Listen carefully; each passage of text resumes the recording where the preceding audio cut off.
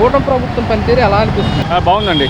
ముందు ఏంటంటే మా ప్రజలకు మౌలిక సదుపాయాలంటే రోడ్లు బాగా వేయిస్తున్నారండి. మెయిన్ అది ఇంపార్టెంట్ పాయింట్, రోడ్లు బాగా వేయిస్తున్నారు. తర్వాత ఇప్పుడు ఈ సంక్షేమ పథకాలు అయితే కొన్ని చేస్తున్నారు, కొన్ని చేయాల్సి ఉన్నాయి. ఫైనాన్షియల్ ప్రాబ్లం వల్ల they are unable to do it. Okay, CM గారు కూడా ఇదే అంటున్నారు, ఇంప్లిమెంట్ చేయడానికి కాస్త టైం పడుతుంది, రాజకీయాలు అవుతుంది.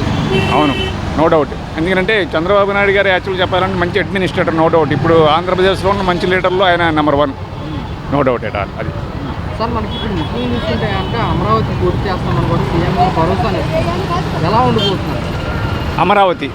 అమరావతి అంటే ఇప్పుడు నా పర్సనల్ వ్యూస్ అయితే ఇప్పుడు యాక్చువల్గా మీరు అడిగారే కూడా చూస్తున్నాను. యాక్చువల్గా అది లో లయింగ్ ఏరియా, లూజ్ సాయిల్. యాక్చువల్గా అయితే అక్కడికన్నా ఏంటంటే better to shift to Nagarjuna university area అటు సైడ్ అయితే, లేకపోతే గుంటూరు సైడ్ అయితే బాగుంటుందని నా ఉద్దేశం, నా పర్సనల్ వ్యూ. ఆయన ఇష్టం, ఆయన పెట్టుకున్నారు, ఆయన సీఎం కాబట్టి ఆయన ఇష్టం అది. నేను ఫస్ట్ నుంచి మా వాళ్ళు ఎవరికైనా చెప్పేది ఏంటంటే పర్సనల్ వ్యూస్ ఏంటంటే ఇది లో ఏరియా కాదు, ఎప్పటికైనా డేంజర్ అయ్యి లూజ్ సాయిల్. ఎందుకంటే now today we are seeing Hyderabad, Bombay, Chennai, each and everything they are.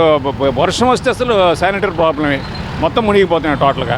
అది ఆలోచించి ఏంటంటే ఇది చేసుకోవాలి. కానీ ఏంటంటే ఇప్పుడు పొలిటికల్ లీడర్స్ అందరూ కూడా అది ఆలోచించట్లే యాక్చువల్గా. నా ఉద్దేశం అయితే పర్సనల్ వ్యూస్ ఇది యాక్చువల్గా చెప్పాలంటే. ఎందుకంటే శానిటరీ ప్రాబ్లం, వాటర్ ప్రాబ్లం రెండు డేంజరస్ సిచ్యువేషన్స్. ఇప్పుడు విజయవాడ సిటీ ఉంది, ఎక్కడ చూసినా రోడ్లు అంటే నీళ్ళే, ఎక్కడ అసలు డ్రైన్ వాటర్ పోవడానికి కూడా ఛాన్స్ లేదు. ఇక్కడ క్యాపిటల్ తీసి ఇక్కడ పెట్టారు, విజయవాడ సిటీ అసలు రోడ్లన్నీ సన్నగా ఉన్నాయి. ఇక సిటీకి క్యాపిటల్ ఇక్కడ పెట్టేప్పుడు ఫ్యూచర్లో ఏంటంటే అమరావతి డెవలప్మెంట్ అంటారు కానీ పెరిగేది గుంటూరు, విజయవాడ నియరెస్ట్ కాబట్టి విజయవాడ బాగా పెరిగిపోవాలి. అసలు వెహికల్ పోవాలంటే కష్టం కాదు, కారు వెళ్తాను వెనకాల నడుచుకుంటూ పోవాలన్నా కష్టం కాదు. ఇది జగన్మోహన్ రెడ్డి గారు కూడా ఈసారి కొత్త సలహాదారులు తీసుకోబోతున్నారు. ఎవరు? జగన్మోహన్ రెడ్డి ప్రభుత్వం జగన్మోహన్ రెడ్డి కొత్త సలహాదారులు తీసుకోబోతున్నారు. దీనివల్ల మరి పార్టీ ఏమన్నా బలోపేతం అయ్యే అవకాశం ఏమని చెప్పలేమండి. ఆయన జగన్మోహన్ రెడ్డి గారు సంక్షేమ పథకాలు అయితే అమలు చేశారు, కానీ ఆయన అంటే వాళ్ళ థింకింగ్ ఎలా ఉందంటే ప్రజలకు డబ్బులు ఇస్తే ఓటేస్తారని అనుకున్నారు ఆయన.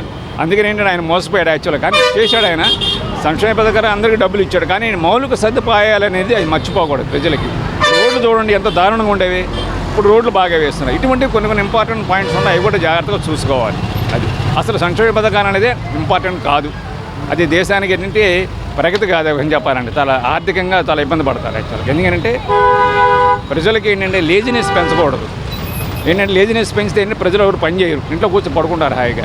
ఏదైనా పని కల్పించాలి. ఇప్పుడు ఆర్టీసీ ఫ్రీ బస్ అన్నారు, ఏం చేయాలి దానికి? యాక్చువల్గా 10 రూపాయల టికెట్ 5 రూపాయలు చేయాలి, అంతేగాని ఫ్రీ చేయకూడదు. ఇవన్నీ ఇంపార్టెంట్. మాలాంటి వాళ్ళు ఇటు చూస్తుంటారు కానీ ఎవడో వెండవు. ఎందుకంటే 100 మందిలో మేము 10 మందే ఉంటాం, 90 మంది మిగతా రివర్స్లో ఉంటుంటారు, ఎవడో వెండవు. అది ఏమో నా ఆ పార్టీకి ఐడియా లేదండి. నేను రాజకీయాలకి అతీతం యాక్చువల్గా. ఇప్పుడు అందుకని నా పర్సనల్గా చెప్పాను, రాజకీయాలు అంతకు నమ్మం. ఎవరైతే మంచి బాగా చేస్తారో వాళ్ళని మెచ్చుకుంటాం.